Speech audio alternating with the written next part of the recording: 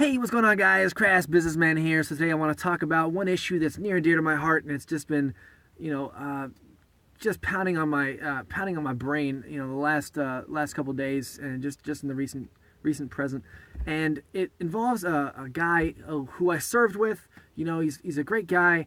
You could tell that he's good natured. He's got the best of intentions, but it's harder and harder to maintain a relationship with him, mainly because of his devout Christian beliefs. Now, I want to say this, that I am not I'm not a hate-theist, which is a term coined that refers to people who they don't believe in God because of wrong reasons, because they're pissed off at at the way their life has turned out, and so they in turn blame God, or they're pissed off at certain things that Christians do, and therefore they don't believe in God. And those aren't really the right reasons to not believe in God, if that makes any sense.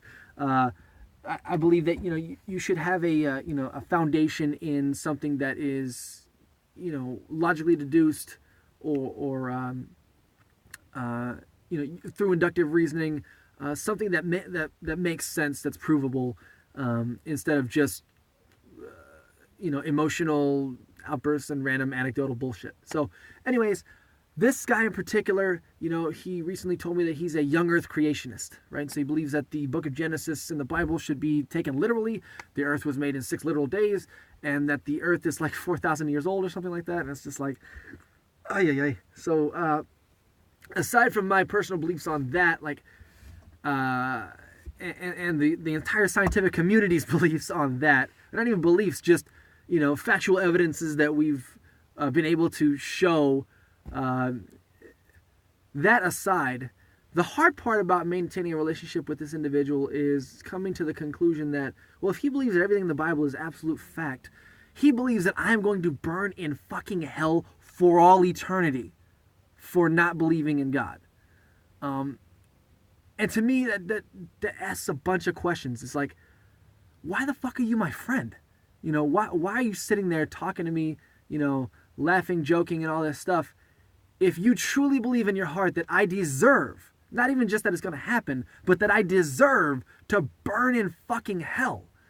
Like, if you were really concerned, which I would hope that as a friend you would be, if you were really concerned, you should be spending every waking moment trying to convert me, or at least having a discussion about it, But that says one of two things. It says either you really sincerely don't give a shit about me burning in fucking hell, or it's all a facade for something that I don't even understand. I don't even really know, But with that being said, it pains me. It really pains me to think that somebody believes that someone that someone deserves this, who hasn't done anything, morally reprehensible. Like, I could understand if I was like Jared the Subway guy, fucking raping little kids or something like that, then yeah, motherfucker deserves to be castrated and burning in hell. I agree, 100%. I mean, I don't really believe that hell exists, but yeah, I believe that he should,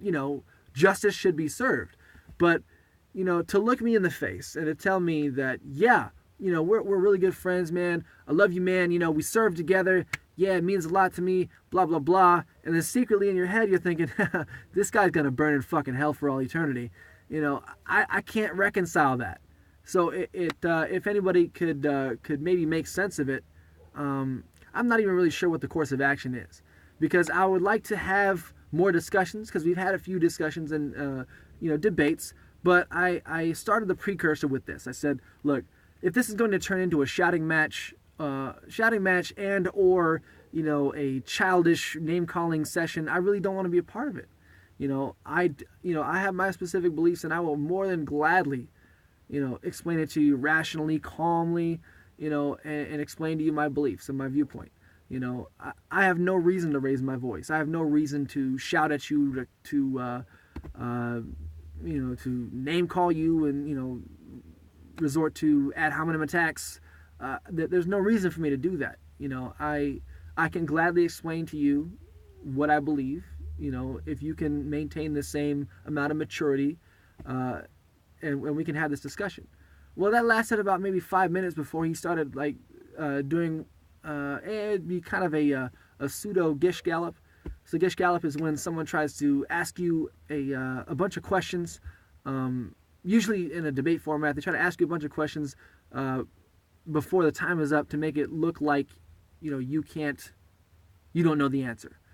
So I say it's a pseudo Gish Gallop, or it's kind of a Gish Gallop because he would ask a question, and then I would start to give an answer, and then he'd cut me off to ask another question, and then I would start to give an answer, and then he'd cut me off to ask another question. And I was starting to get a little bit upset, but I maintained my composure, and I was like, well, look, if you want, do you actually want the answers to these questions, or do you want to continue to interrupt me and to ask new questions, because that's not really fair. And so he's like, oh, okay, and then so he asked me, well, so what you think evolution is real?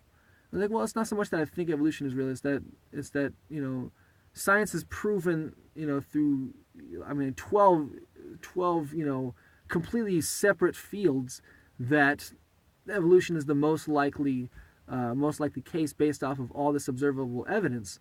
It's just an insurmountable amount of observable evidence basically proves evolution to be true. So it's not a belief of mine. It's an observation of the facts. And do I trust that that all these hundreds of thousands of people that have studied, spent their entire lives studying these separate fields, that have come to the conclusion that evolution has to be real? Yes, I would trust that is probably true. That these people didn't have any ulterior motives or what have you. So yes, I would believe that's true. And his counter argument was, sorry, dude, you have no idea. I mean, no offense, but you have absolutely no idea what you're talking about. I'm like, okay, because that's a counter argument.